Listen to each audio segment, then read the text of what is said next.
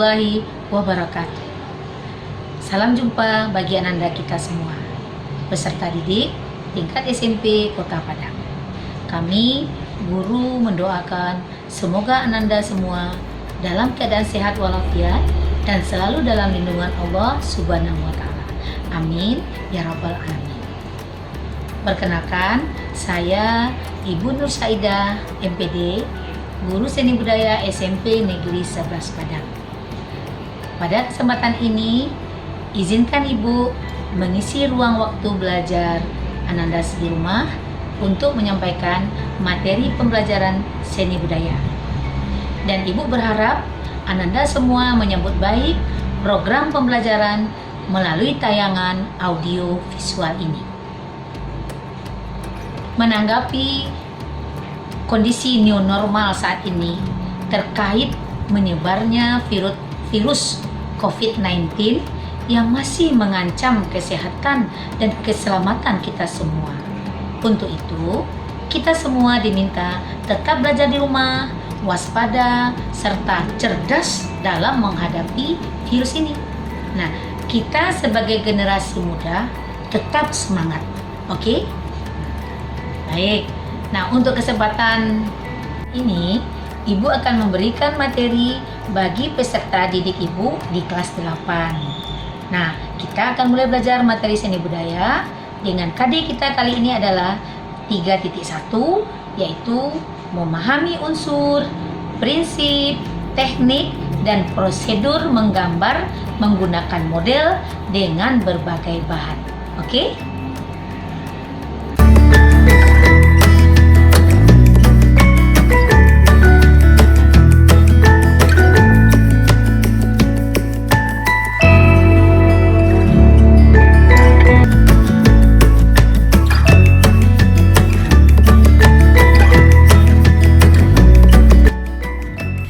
Baik Ananda semua, materi kita hari ini tentang mengenai menggambar model kelas 8.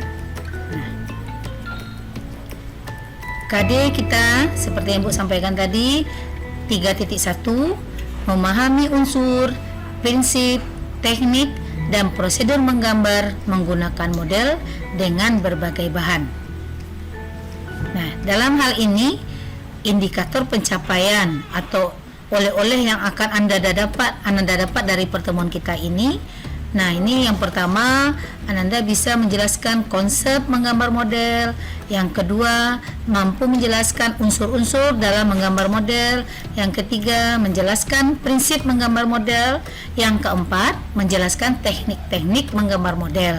Kemudian yang kelima, mampu menjelaskan alat dan bahan dalam menggambar model. Dan yang terakhir, Ananda bisa menjelaskan prosedur menggambar model dengan berbagai bahan. Nah, ini yang KD 3.1 pertemuan pertama kita ini. Nanti KD 3.1 ini berpasangan dengan 4.1. 4.1 ini merupakan keterampilannya. Jadi Ananda nanti menggambar menggunakan model juga, tetapi kita praktek langsung. Nah, ini untuk pertemuan selanjutnya. Nah, dari pertemuan hari ini, tujuan dalam pembelajaran kita ini setelah proses ini, Ananda diharapkan bisa memahami unsur, prinsip, teknik, dan prosedur menggambar menggunakan model dengan berbagai bahan.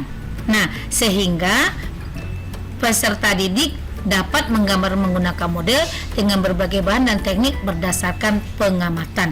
Nah, itu kalau sudah gabungan kedudukannya tujuan dari pembelajaran kita 3.1 dan 4.1. Baik Nanda, kita langsung lanjut. Nah, materi kita yang pertama pengertian menggambar model, yang kedua unsur-unsur dalam menggambar model, yang ketiga prinsip-prinsip menggambar model, yang keempat teknik menggambar model, yang kelima alat dan bahan menggambar model, yang keenam prosedur dalam menggambar model. Nah, sekarang kita lihat pengertiannya dulu. Nah, apa itu model? Nah, model itu merupakan objek gambar yang menjadi bahan inspirasi kita dalam menggambar model tadi. Nah, jadi sedangkan menggambar model itu merupakan kegiatan Kegiatan apa? Kegiatan menggambar dengan menentukan objek gambar berupa objek 3 dimensi yang digambar. Nah, atau direkam di atas bidang 2 dimensi dengan ketentuan, kemiripan, ketepatan bentuk dan warna. Itu ketentuannya. Jadi kita pindahkan benda bentuk 3 dimensi tadi dalam bidang 2 dimensi. Nah, itu kita menggunakan medianya adalah buku gambar atau kanvas, itu medianya. Nah, kita lanjut. Nah, dalam kita menggambar model ada unsur-unsur yang harus Anda ketahui. Nah, apa itu unsur-unsurnya? Nah, ini dalam slide Ibu bisa Anda lihat apa itu unsurnya. Ada ruang, ada bentuk, ada garis, ada tekstur, ada bidang, warna, gelap terang. Nah, itu merupakan unsur-unsur dalam menggambar model. Ada berapa? Ada 7. Ya, kita lanjut. Nah, sebelum kita menggambar model itu sendiri, nah kita harus melihat prinsip-prinsip menggambar model. Nah, apa itu prinsip-prinsip menggambar model? Nah, yang pertama kita lihat adalah komposisi. Nah, prinsipnya apa itu komposisi? Yaitu susunan atau tata letak objek gambar. Nah, jadi gimana letak objek tadi, model tadi. Nah, itu kita letakkan. Nah, jadi komposisi itu susunan atau tata letaknya.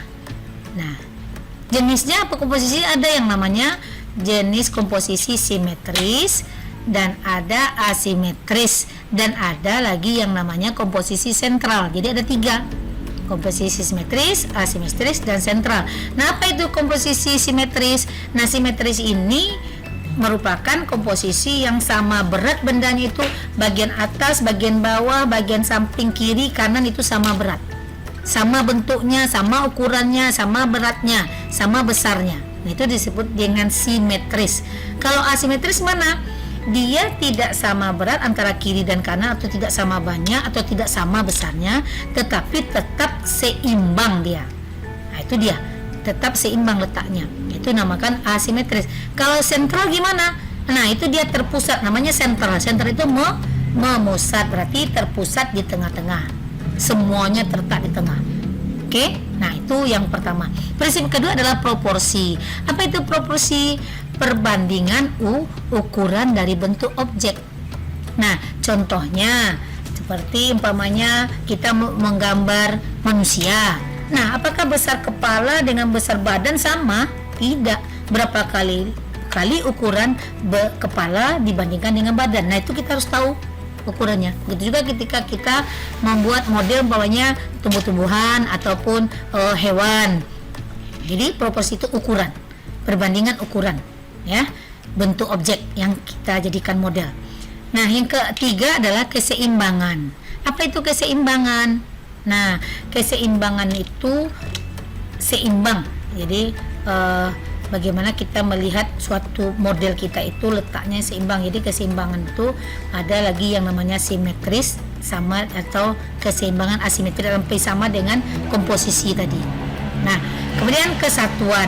Nah, apa itu kesatuan?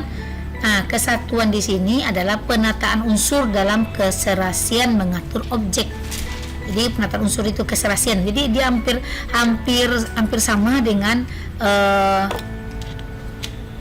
komposisi atau bagian dari itu. Jadi kesatuan ini menyatu, dia tidak berserakan dia. Nah, itu dikatakan dengan kesatuan.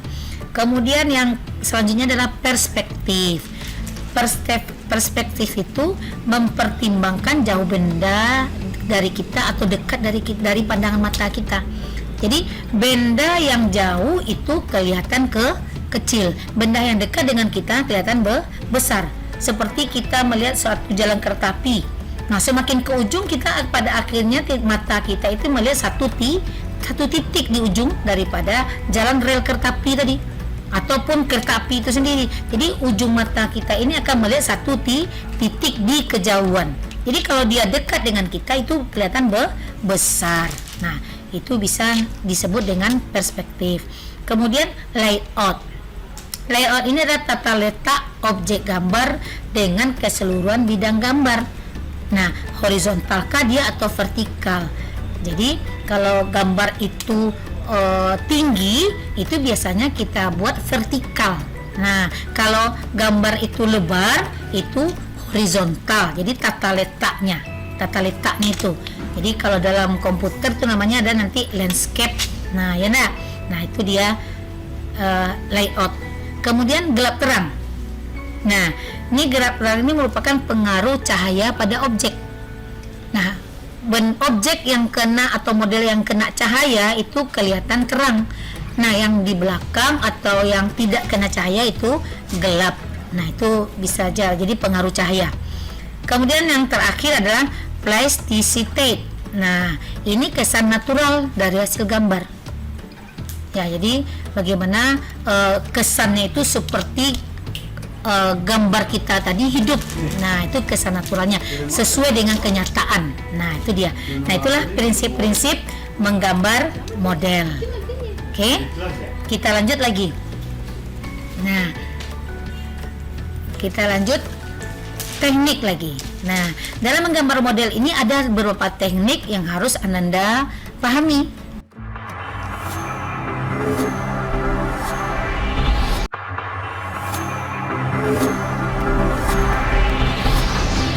Nah, yang pertama adalah teknik arsir. Nah, teknik arsir ini merupakan membuat garis-garis juga. Jadi ada yang sejajar garisnya, ada yang silang garisnya, ada yang searah dan silang. Jadi gabungan keduanya seperti di slide ibu ini. Jadi Anda bisa lihat contohnya. Lanjut. Nah, teknik yang kedua dikenal dengan teknik Dussel. Nah, apa itu teknik Dussel? Ini menggosok. Jadi umpamanya kita mau membentuk bibir. Nah, seperti di slide ibu ini, kita bikin garis dulu yang tebal. Kemudian kita gosok ke atas sesuai dengan dari bekas pensil tadi. Nah, dia akan kelihatan nanti yang tebalnya dan yang tipisnya. Jadi itu teknik Dussel, digosok dengan tangan atau pakai kapas, boleh. Nah, yang ketiga adalah teknik linier. Teknik linier ini masih berupa garis juga. Jadi biasanya ini teknik linier ini berupa bentuk garis-garis saja, garis yang berulang juga boleh. Nah, seperti ini kalau kita membuat bulu mata atau alis atau rambut, nah atau bulu binatang itu menggunakan garis-garis seperti contoh di atas yang di slide ibu. Oke, kita lanjut. Teknik yang keempat. Nah, teknik yang keempat ini disebut dengan teknik blok atau dikenal dengan siluet. Kan ada juga orang sekarang ini membuat foto bentuk siluet katanya. Ini dia contohnya. Ada yang namanya blok siluet positif, ada yang namanya blok siluet negatif, dan ada blok siluet positif dan negatif. Nah, ini seperti contoh yang Ananda lihat. Kita lanjut. Nah, teknik yang kelima adalah teknik titik atau dikenal dengan pointillisme tulisannya. Jadi ada orang nyebut pointillis, ada yang pointillisme. Jadi teknik titik ini dibuat bermacam teknik, ada yang tebal, ada yang tipis. Nah, jadi bermacam bentuk, begitu banyaknya titik-titik yang menentukan juga bisa gelap terangnya. Tekanan titiknya ini ada yang kuat, ada yang tipis. Nah, ini kalau ada Anda temukan bentuk seperti ini, seperti contoh, disebut dengan teknik pointillis. Jadi teknik pointillis itu disebut juga dengan teknik titik. Nah, kemudian kita yang keenam, teknik akuarel. Nah, ini biasanya teknik akuarel ini merupakan warna yang memakai cat air yang merupakan sapuannya tipis saja warnanya, tidak tebal. Nah, itu dikenal dengan teknik akuarel. Jadi dengan warna yang tipis tadi, nah seperti kalau cat air itu menggunakan air sedikit, jadi hanya tipis, jadi membedakannya. Nah, kemudian yang ketujuh adalah teknik sketsa. Nah, sketsa ini merupakan sebelum kita memberi warna, nah kita buat sketsanya dulu atau bentuk sketsa saja. Ini mana Anda temui ini? Nah, ini biasanya banyak kita temukan dalam komik-komik. Nah, itu sketsa. Jadi berupa garis-garis juga. Nah, kita lanjut.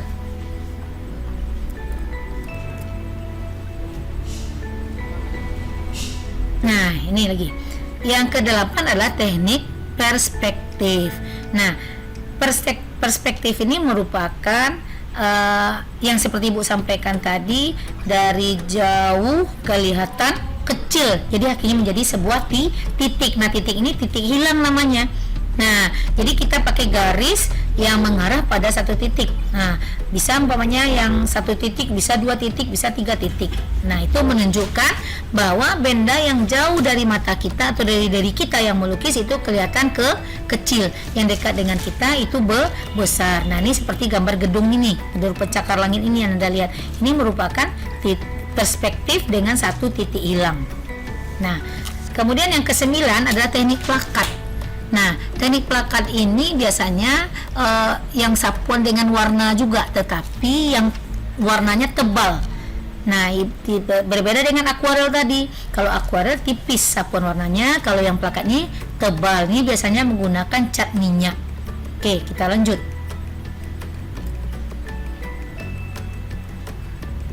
Nah, yang ke-10 adalah teknik komposisi. Nah, teknik komposisi ini seperti Ibu sampaikan tadi di awal, dalam prinsip ada juga komposisi. Nah, itu bagaimana bentuknya itu, komposisinya, letaknya itu seimbang. Nah, ada yang simetris, ada yang asimetris. Jadi kalaupun dia tidak sama besar, tetapi dia masih tampak keseimbangannya, masih enak mata kita melihat, tidak berat sebelah dia. Nah, itu teknik komposisi seperti contoh yang Ananda lihat di slide Ibu. Kemudian teknik pencahayaan. Nah, teknik pencahayaan ini mana?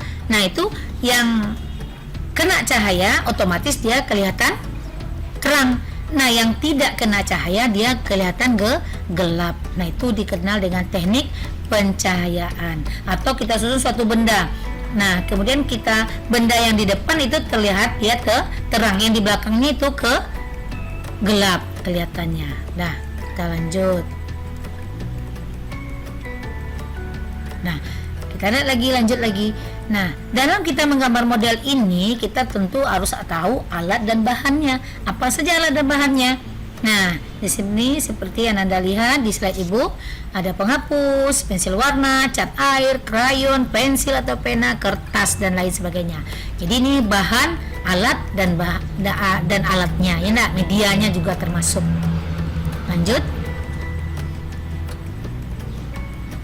Nah, sekarang kita lihat prosedur. Nah, dalam kita menggambar model ini ada prosedurnya beberapa hal. Nah, yang pertama kita lihat apa yang pertama? Prosedur dalam menggambar model. Nah, yaitu kita membuat persiapan, menyiapkan alat dan bahan. Nah, kalau kita menggambar model atau membuat alat ini harus kita siapkan dulu. Ya. Kemudian setelah kita siapkan alat dan bahan, nah, kita amati model kita. Nah, menggunakan prinsip-prinsip tadi, prinsip, apalagi unsur. Kemudian yang ketiga adalah menentukan tekniknya lagi. Nah, teknik menggambar model ini kan ada berapa macam tadi itu? Ada 12. Nah, yang mana akan kita buat tekniknya? Ya, dari 12 macam tadi. Kemudian yang keempat adalah membuat sketsanya. Udah tahu tekniknya, baru kita gores-gores sketsanya. Nah, dalam menggambar model. Kemudian selesai kita sketsa, kita mulai penyelesaian gambar. Nah, mana yang harus kita kuatkan, mana yang tidak. Nah, ini kita penyelesaian sampai akhir. Jadi setelah selesai penyelesaian, dan terakhir adalah finishing. Nah, finishing ini merupakan bagian akhir dari prosedur dalam kita menggambar model. Ya, pembersihannya. Nah, mana yang harus kita tebalkan, mana yang harus tipis. Nah, kemudian bagaimana gelap terangnya, mana yang harus kita hapus, mana yang tidak. Nah, itu semua disebut dengan finishing atau sentuhan akhir dari kegiatan menggambar model. Nah, sampai di sini Anda paham tentang menggambar model kita? Ya, kita lanjut.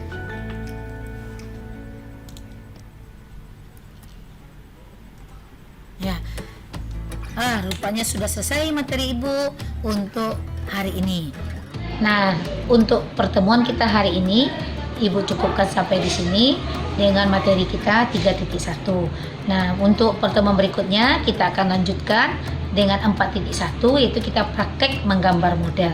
Nah, untuk latihan pertemuan kita hari ini, untuk latihannya, tugasnya itu bisa Ananda lihat di Google Classroom.